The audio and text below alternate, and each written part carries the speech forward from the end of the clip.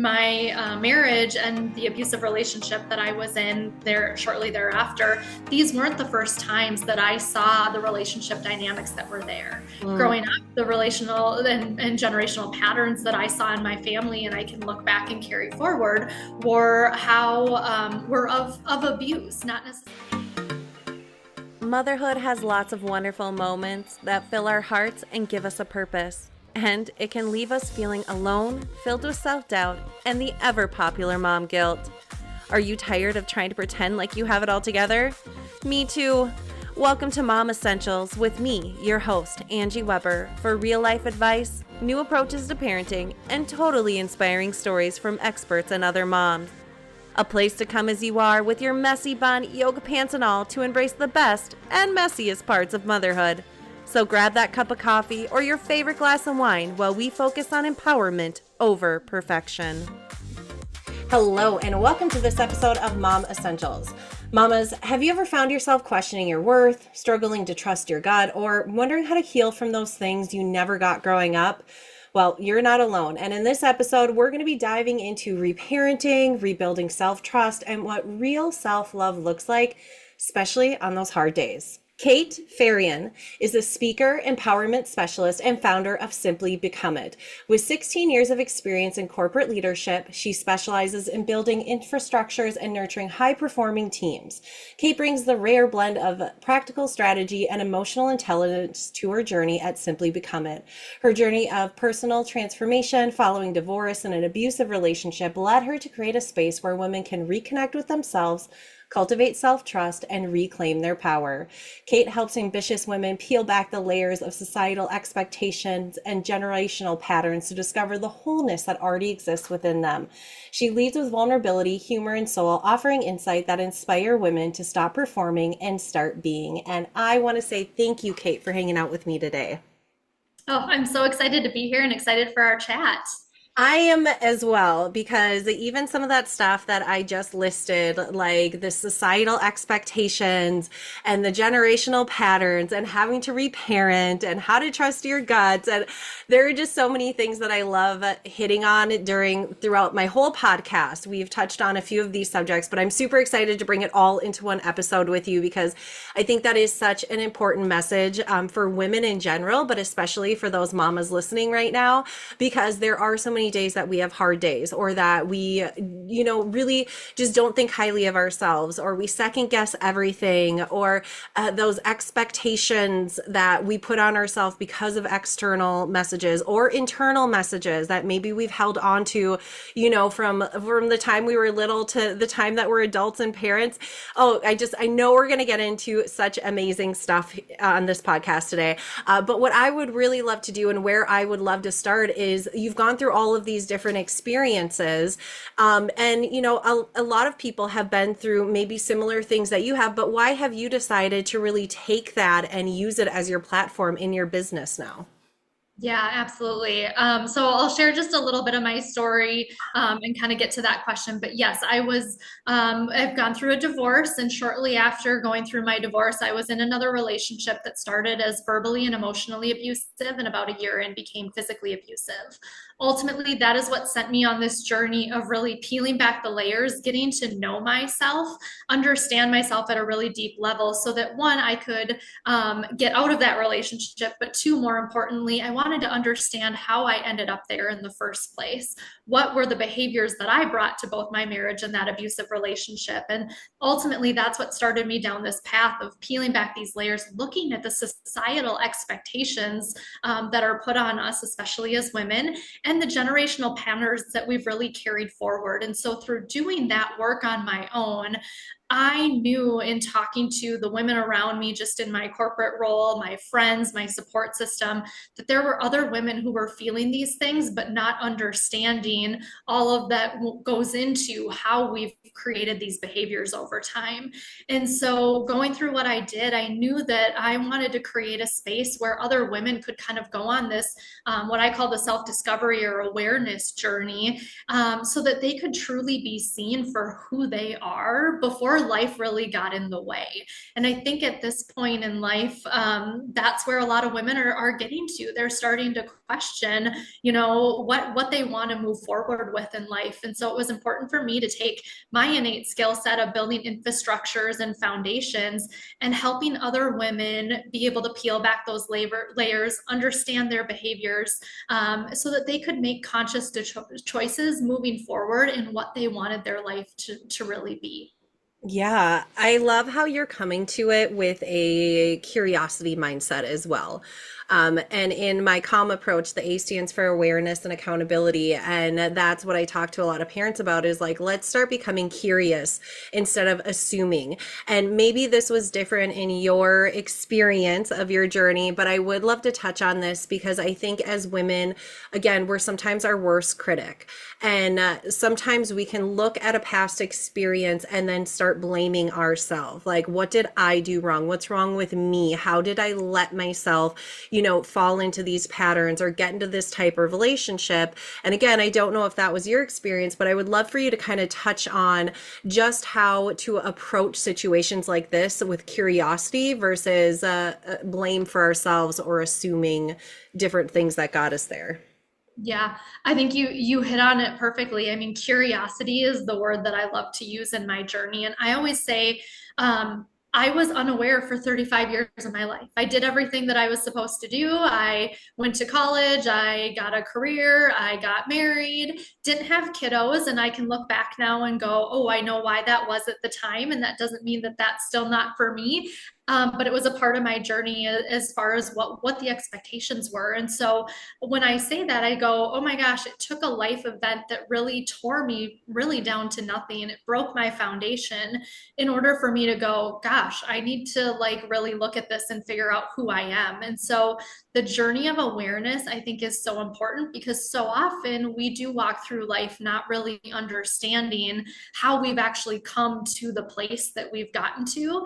And when we start to have those little inklings of questions of like, gosh, it seems like I should be really happy because I've been successful or I have a family and why am I still feeling like there's something missing or I'm not living out, maybe the purpose that I feel like I could be living out. And so the journey that I take women on, and I think it's just the most important piece of the self-discovery journey is the awareness portion of it. Yeah. And really coming into not only the awareness of, I don't even like to use the word negative, but the side of ourselves that maybe we want to improve on. But I actually start the journey with our strengths. So often as women, like you said, we're so hard on ourselves. We're so self-critical.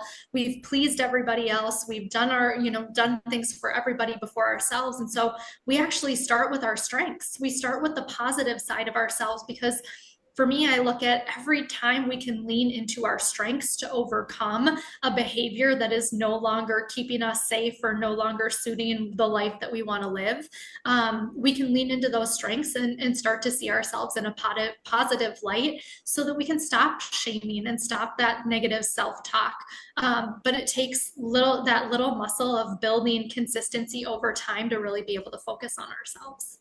Yeah, I love that you start with strengths as well, because again, as women and as moms who are typically looking to help other people out more than ourselves because we try to wear all of these different hats. Sometimes it's hard for us to even understand that we have strengths because we might be thinking, well, I'm not really that good at it. Or, well, people say it, this is a strength, but I don't really see it. And so I love that you're also there to help guide women on this journey and really understand their strength and kind of be like their cheerleader on the other side. I know you're doing a lot of hard work with your clients, but having that outside perspective so that they can see something or that they can learn something about themselves that maybe they couldn't see before.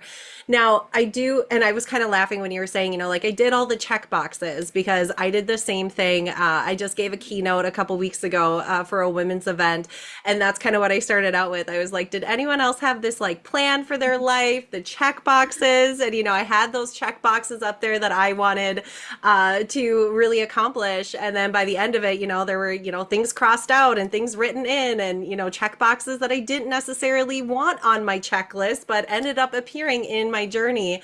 And so I think that's a great just point of like, we always have these plans, but we know that plans don't always go as we hope they Yeah. would. Sometimes it's a big jumbled mess that get us to the other side and to where we are now.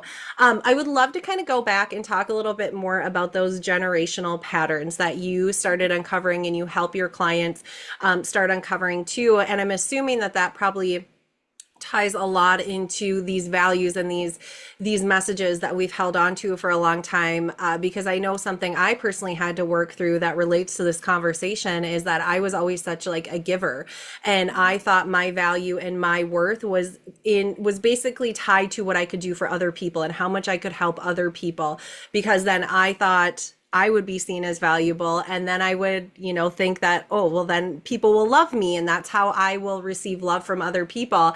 So it's taken me years to untangle that. But I Yeah. would love to know a little bit more about these generational patterns and maybe even just like one or two that you see are very common within women. Yeah, absolutely. So, for me, as I started peeling back those layers, where I like to go and tell people is my marriage and the abusive relationship that I was in there shortly thereafter. These weren't the first times that I saw the relationship dynamics that were there. Mm, Growing up, the relational and generational patterns that I saw in my family, and I can look back and carry forward, were how were of abuse, not necessarily physical abuse, but emotional and verbal abuse. And so basically, I played out both roles in my marriage. I was much more controlling. I was overtly disrespectful and verbally disrespectful because that's what I saw in how a woman should be and how you are in a relationship. And then vice versa, I went into the role of avoidant, and you kind of push your emotions away in that abusive relationship. And so that's why this topic is so important for me and for women to be able to look at those patterns and understand where they're coming from. Because if we don't understand where they're coming from, there's nothing we can do to actually fight those behaviors. And so part of this journey is looking at that. And I actually use a couple different ways to look at those patterns. And the biggest ones that I see in women are exactly the giver. So I use an assessment called the Enneagram, and it really goes into our core fears and our core desires. So many women I see as the helper. So that helper, that giver, I'm going to find my worth and my value if I give, give, give. Or the achiever. A lot of achievers in women out there. So as long as I keep going, as long as I keep achieving, I'm going to find worth. I'm going to find my value. And so these are those core fears, and what are the behaviors that are coming out of it. I use another assessment called the saboteurs, and this one really gets at the behaviors so that we can actually try and figure out, like, all right, now we know what these behaviors are, how can we minimize those in this work and really put some focus onto that. So again, I don't like to look at it as the negative thing. These are behaviors that have helped us for a long time. They have helped us find our worth and feel that value. But as adults, and especially as moms, when we're parenting other, children now, we have worth just because of who we are. And so often we have found our worth in giving or achieving. And so this is really about understanding that and doing the work to start minimizing those behaviors. So I love to look at those behaviors as warning signs. They've kept us safe for a long time. And when they no longer are keeping us safe and we're feeling like we're shaken up and we're not finding our value in that, it's a good way to kind of look at it and go, gosh, am I feeling like I'm in my people pleasing today, or am I in my giver? And how can I now lean into my strengths to kind of minimize that? So it really is kind of a warning light for us to be able to look at. But those are definitely the two biggest ones that I see in women, is that achiever and the helper. Yes, I am definitely a two on the Enneagram for sure. Which when I found out about that and learned more and kind of leaned into it, I was like, oh, this makes so much sense. And I love it because the Enneagram, and again, you can correct me if I'm wrong, is really kind of how we look at life, like the lens that we look at it through. And even if you have, even if you grew up with a sibling and they had, in the same household with the same parents, they may be a different Enneagram, and they really looked at those experiences in a different lens as well. And I find it really, really fascinating. And I love I mean, I don't love that you didn't get a great example necessarily of a relationship all the time. Again, not speaking negatively Yeah. to your bringing Yep. upbringing or anything like that. Because I always say, like, we don't shame our parents. Where they tried to do the best that they could with the tools that they had at the time. Now we just have an opportunity to upgrade our toolbox because of so many more tools and strategies and things that we know now. I just think it is such an important message for parents to hear, especially moms. Like, we want to make sure, no matter if we have a son or a daughter, that we are modeling what a good, healthy relationship is. And I work with a lot of co-parents as well. And I think, there's that underlying thought when thinking about divorce, like, should we just stay together for the kids? And I don't think that's necessarily the first thing you should think about, because you really need to think, like, am I modeling a healthy relationship for my children, that they're going to grow up and take those skills into into their relationship, because so that we're not repeating negative cell or generational patterns. We want to be able to instill, like, these really good, safe, healthy skills that they can bring on throughout the rest of their life. And I know you talk a lot about, like, reparenting yourself. So can you speak a little bit more on that? Because kind of mentioned you came from a family that didn't really necessarily have the tools to emotionally support you. So how did you start that process? Because you said, we can't just shove it down and pretend it's not there, even though we really, really want to, because it's easier. It would be so much easier if we could just shove it down and let it be what it was. But the fact of the matter is, as parents, especially, and like I said, I don't have kiddos, but I come from the point of view of having two really emotionally immature parents that didn't have the tools to be able to show a healthy relationship, and that does come out. And so even with parenting now, right, you can say all these things to your kids. You can say do this and be that, and talk about what a good relationship looks like, or what a healthy relationship looks like. But I love the point that you bring up. If your actions aren't following that, those kids pick up on so many things. They pick up on the nonverbal things that are happening. And so it is even going through a divorce. And like you said, like, do we stay together for the kids? But even when women are getting divorced, and parents are getting divorced, really, I love the work that you do as a parent coach, because if we've brought those behaviors into our relationship when we were married, and now we're getting divorced, and we're still not looking at the behaviors that brought us there, we're still not creating that healthy dynamic for those kids, regardless of whether we're in a relationship or we're not. So getting help, having support, having a parent coach who can guide you through showing what a healthy relationship is, I think is amazing. So from the reparenting standpoint, a few things that I really like to do, and what I had to do along my journey, was first and foremost, I had to recognize, like, what it was that I wasn't getting when I was a child. Was it the emotional safety? Was it validation? Where was I not getting the consistent support?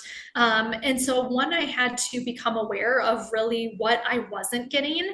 And I'll go back to the Enneagram for a quick minute, because I love the Enneagram, because it does help you kind of figure that out. But what's really interesting is, I always say that these assessments you should take at different points in time in your growth journey, especially the Enneagram, because you're really trying to get at the core of where those wounds are. And so, for an example, I originally was a 1 on the Enneagram. It's, the reformer, good, bad, right, wrong. Well, that's what I heard my whole entire life growing up. As I kept peeling back the layers and really getting to the core of who I am, I've been a solid 8, which is the challenger, which is somebody who is looking for safety. And so that's been a big awareness. So I always say, if you've taken the Enneagram before, but you've been on a growth journey, take it again, because that awareness will come up around what those emotional wounds are that you can first start to focus on as you start to reparent yourself. The next one is boundaries. Oh my gosh, I am talking about boundaries like crazy. I think I used to be somebody who was like, boundaries, what? Because I was a giver, I was an achiever, and so you kind of go, no, no, no, I don't have boundaries. I just take care of everybody else, and don't necessarily state what my needs are. And so boundaries are a tough one, but again, one that working with a coach or a therapist, you can start to really look at what those emotional wounds are that you have, and then put those boundaries in place, whether it be with your own parents to say, you know what, I have to leave my relationship at, X for the time being while I'm going through this journey, and I can come back to that. Or maybe I need to lower the communication I have in that moment. And so boundaries are a really big one. The next one is learning how to self-soothe. My growth journey really started with some different coaches. So the first one I actually started with was a strength trainer, not even knowing I was on this journey when I started. But by going to strength training and having a coach who was empathetic and who could really be there for me on the days when I couldn't be there for myself, by pushing through both mentally and physically, it just started building my confidence back up, and it helped me regulate both the emotional side and mental side of what I was going through at the time. Yeah. And then from there, I started yoga, and that kind of started moving the energy. It also allowed me to start calming down my nervous system and finding a way for those emotions to be able to move through my body. Then I started life coaching. So I am a big proponent of finding support to help you start to develop those behaviors and patterns and habits that will help you self-soothe through those really hard moments. Um, yeah, those are kind of the healthy ways that I like to that I've been able to help reparent myself along my journey. Yeah, I love all of those. And I was over here writing notes because you made so many good points. Especially, I know we already kind of talked about like the modeling. And so I always like to say that I am trying to restructure the old saying of do as I say, to do as I do. Because you're right, like kids are watching us all of the time, even when we don't want them to, or pick up on some of our bad habits. And it's a hard pill for us parents to kind of swallow sometimes. But if we sit there with curiosity and really observe, we can see like, oh, they're actually demonstrating the patterns that I've been projecting because they're watching me. And just because I say don't do that, they're not going to necessarily listen to that.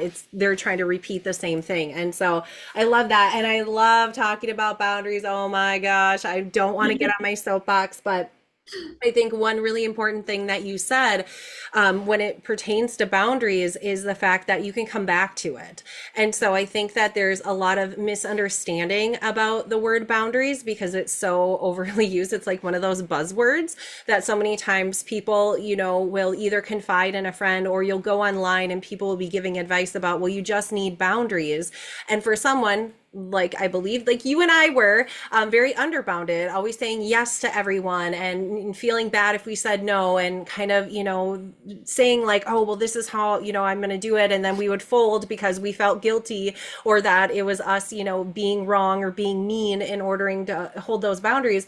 But I've seen it where people have gone from, okay, I'm going to say yes to everything to, oh, I need boundaries. I guess that means I have to say no to everything. And then we start building up this really big wall, which really kind of does just as much damage in the long run because we're missing out on so many things of life. And instead, I love your approach too, where you should be that healthy, flexible, fluid boundary of at this point, this is where I'm putting this boundary, and understanding it might change at some point. And I just think that's such an important message for women to hear and for moms to hear. Because the other thing that I tell people about boundaries all the time too is not everyone's going to love them. Like we have let people get away with a lot of stuff and not holding our boundaries for so long. It's going to be challenging and people are probably going to push back because they're going to think, wait a minute, like I never had to do that before. I never had to respect that boundary. Like I don't want to change how I'm treating you and what our relationship's like. And so I do like to prepare people that not all the time, but sometimes people are going to be a little taken back at your boundaries. And it's important to remember that again, they can be fluid and they can change throughout the seasons of our life and our healing journey. But I love the fluid part that you mentioned before. Yeah, you have to be. And it is something that I tell people going on this journey of self-discovery. The people who have gotten used to you saying yes to everything, to not having boundaries, they're not going to like it, and they're going to push, and they're going to push hard. And it's something that you have to be prepared to be able to stand in yourself and say, the reason I'm doing this is for the health of everybody around me, not just, I'm not doing this to be mean. I'm not doing this to all of a sudden, like you said, go from one end of the spectrum to the other end of the spectrum on so hard about holding these boundaries. We get to kind of ebb and flow as we are able to hold ourselves in that space a little bit more. And so it is a tough one. And that's why you see so many people not go through this, because there is pain that comes with it, but there's also an immense amount of empowerment. And I think the thing that I talk to a lot of women about, especially moms, is what do you, if you have a daughter, what do you want to be showing her? What would you be giving her advice on and want her to be able to hold? Do you want her to be able to hold a boundary when she's in a relationship or in a friendship and doesn't feel good about something? And so I think by looking at it through that lens can also help, even when there is that pushback. Yeah. Now, I want to know from your experience, because you've created this amazing program for other women to go through, and I know a lot of it was based on kind of your experience and all the education that you gathered along the way. But how did you really kind of get your sense of safety back after? How did you start trusting yourself? Maybe is a better question, after going through all of the experiences that you did. Yeah, that's a great question. And it was one that took me a long time to come to, because especially walking into the abusive relationship, I can tell you on our first date, I was like, there was a gut instinct there that was like, get out of here. But everything in me, everything else in me was feeling so broken that I wasn't listening to that intuition. And so, partway through that relationship, I mean, um, I always prided myself on being a strong, independent woman, somebody who's like, oh no, I would never get into a relationship like that, or I would never, let somebody physically abuse me. And then there I was. So it took a lot to start building back that trust within myself, because you start to get to a point where you go, am I crazy? Like, how did I get here? What did I do? And so it starts by the littlest things. It's just, you know, getting curious with yourself, like starting to go, just even that first piece of starting to ask the why, anytime something is coming up. And the other one is asking for support. There's just no way I would have been able to get through the last several years and getting out of that relationship if I didn't have the support of some really good girlfriends around me, and then those coaches. And I know this actually, it's not an easy one either, because I think as women and strong and ambitious and independent women, we think we can do it all ourselves. But that first piece of just leaning into even sharing with a close friend that can be trusted, I think is another big one, to have a really good support system around you that you can even just say a little something to every now and again, to start at least getting your story out there and letting other people know kind of what you're thinking and what you're feeling, because you never know who's going to come along and say, you know what, I've got a friend, or I've got a resource, or I've got a coach. And so just starting to open yourself up as much as that can be scary. The other one is really starting to create a slow, like, pace in my life. So I was in corporate for so many years, climbing the ladder, ambitious, a new job title and promotion every 2 years. And really, by that first step of going to a strength trainer was the very first thing I ever did for myself. I worked out with her at lunchtime on Fridays. And I'm like, I can't, I mean, I was the person who wasn't going to go to a dentist appointment during work hours, or take care of myself in that way. And so even starting small, even if it's like, I'm not going to work out with a personal trainer, but I'm going to take a walk, at lunchtime, or I'm going to, like, at 10 o'clock every single day, I'm going to go for a walk by myself. But starting to slow your life down a little bit in just the smallest ways. My whole journey is built on these 5 to 10 minute practices every single day for 90 days, because if you can find 5 minutes for yourself and sit in silence, do a little practice, you start to listen to that inner voice, the voice that's really quiet, that's our intuition. And when we can slow down and actually hear that voice, that's when the magic starts to happen. That's when you start to build that trust back in yourself, because you're no longer listening to our brains that are shouting at us and telling us that we're not good, and we're, need to do more. And so it's really quieting the mind and trying to find some small ways to do that. Yeah, again, I think with self-care, which again is very overused, it's kind of a buzzword, like you just need self-care, Kate. I think that we've built it up to this expectation that, well, I don't have the money or the time to go sit in a spa all day, or to go get my hair done, or to go get my nails done, or take a vacation. I can't get away for the weekend because I have the kids. And it's just doing those little rituals and little things. As I've learned to listen to my body more and understand, like, when I'm getting stressed, and I can start feeling it, in my body, in the way that I'm acting, the thoughts that I'm thinking. There are definitely some of those times that I'm like, oh, but I have so much to do, I can't go for that walk. And I've really learned to be like, no, I need that walk, because I'm going to be more productive after I have those 5-10 minutes outside walking down the road than I would be if I was just trying to kind of push through, which I did so much throughout the time. So I love the idea of these like 5-10 minute practices that you're giving your clients. So again, we can start kind of building on top of each other. I always tell parents, it's taken us a long time to get to where we are. It's going to take us some time to get to where we want to be. And it's just so important. It's the consistency, not the perfection, that really helps us get into this new mindset, Hey, thanks for into a sticking place around that, for this we're essential feeling minute. really confident Let's in. be honest. The other thing Regulating that your you said, emotions as a and parent I've shared isn't this always quote on easy. the And we podcast talked many, a many lot times about tools that before. we can use from But in Jennifer case we have today in some this new episode. listeners, But whether it's when your we were talking toddler about melting boundaries down and or like you building up reacting those to your walls, own and limits, you staying said I calm really needed takes those support. people And that's for where my doTERRA support Serenity system can and help. things like This that. I think restful it's really blend is a hard great sometimes to companion get for over that emotional first hurdle of regulation. always waiting for Diffuse the it other during shoe your to own drop, cool or down moments, thinking to add it to your ourselves, well, bedtime this routine, or happened one just time simply and roll it on now your I'm pulse points when terrified you're that it's feeling going to happen overwhelmed. again, When or we can that someone's regulate going to treat me ourselves, like we that. And model there is a quote exactly from what we Brene want our Brown that kids I to just learn. absolutely And love, it and it starts with a says, moment when we of lose the calm. Now, if tolerance you for want to being add serenity to for your being own toolbox, vulnerable, check out the joy show notes becomes for the link. foreboding. Happy Meaning, like, if we're oiling! Thank you always for looking for the listening other to shoe to today's drop, always episode of bracing Mom ourselves for the Essentials. next I would bad love thing to to hear from you. happen, we're Please gonna leave a again review miss or out on those contact joys me of life, through my those little website, things that are passing us by because we're in such a state theparenttoolbox.info, or of follow fear me on that we don't Instagram trust at ourselves, or that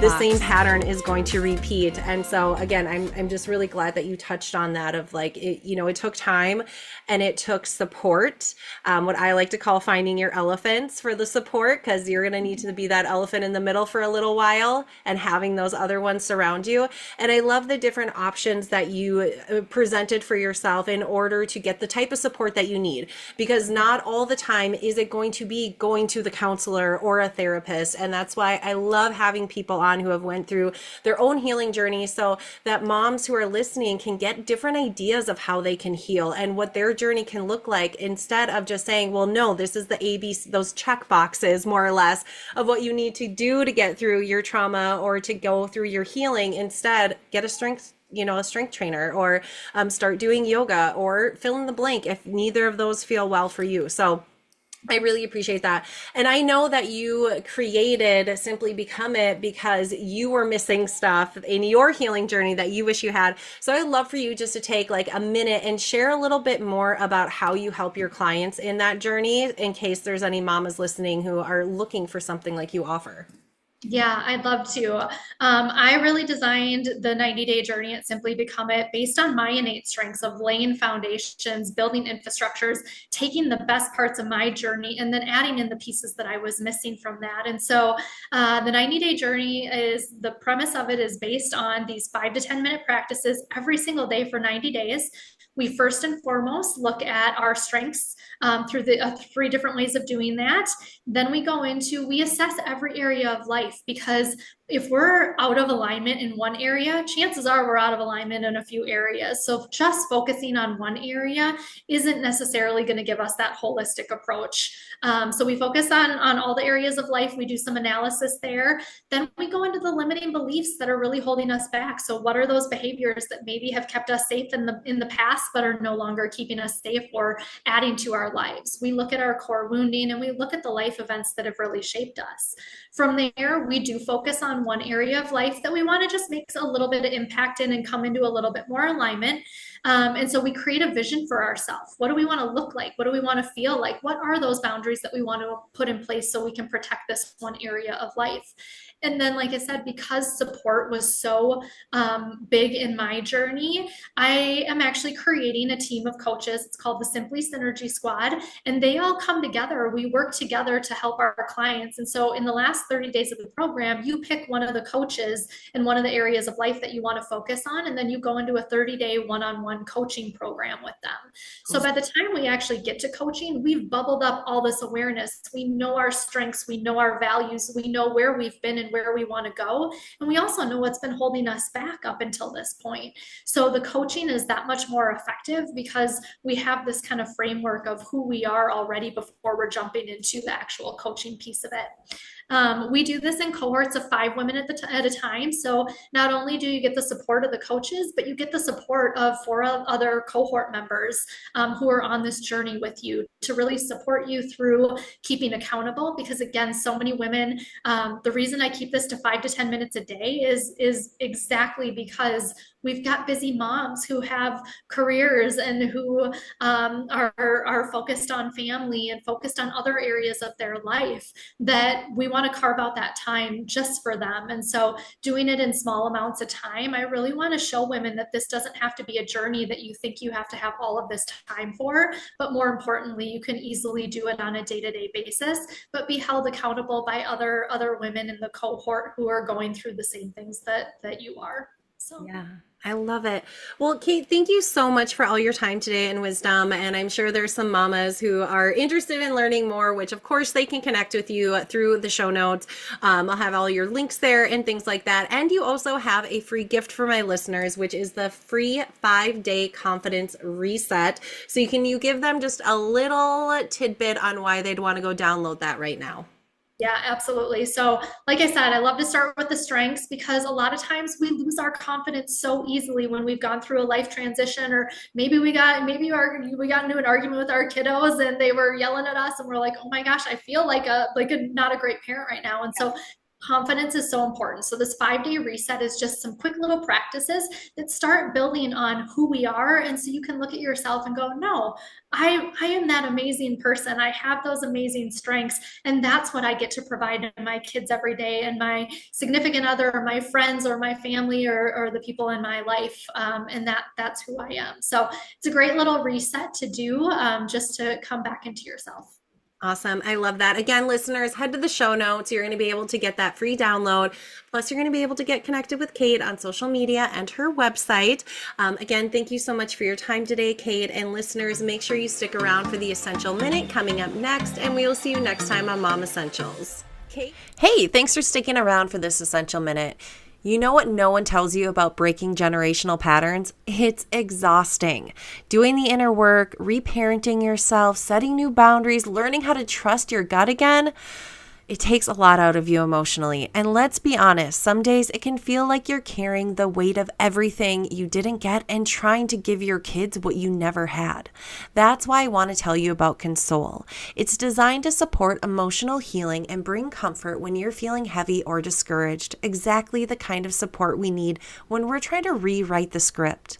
You can diffuse it when you're journaling, add a drop to your wrist during a hard conversation, or honestly just take a deep breath from the bottle when the tears start to surface. This blend is a gentle nudge reminding you that it is okay to feel and even more okay to keep going. If you want to add this to your own parenting toolbox, head to the show notes. Happy oiling! Thank you for listening to today's episode of Mom Essentials. I would love to hear from you. Please leave a review or contact me through my website, theparenttoolbox.info, or follow me on Instagram at theparenttoolbox.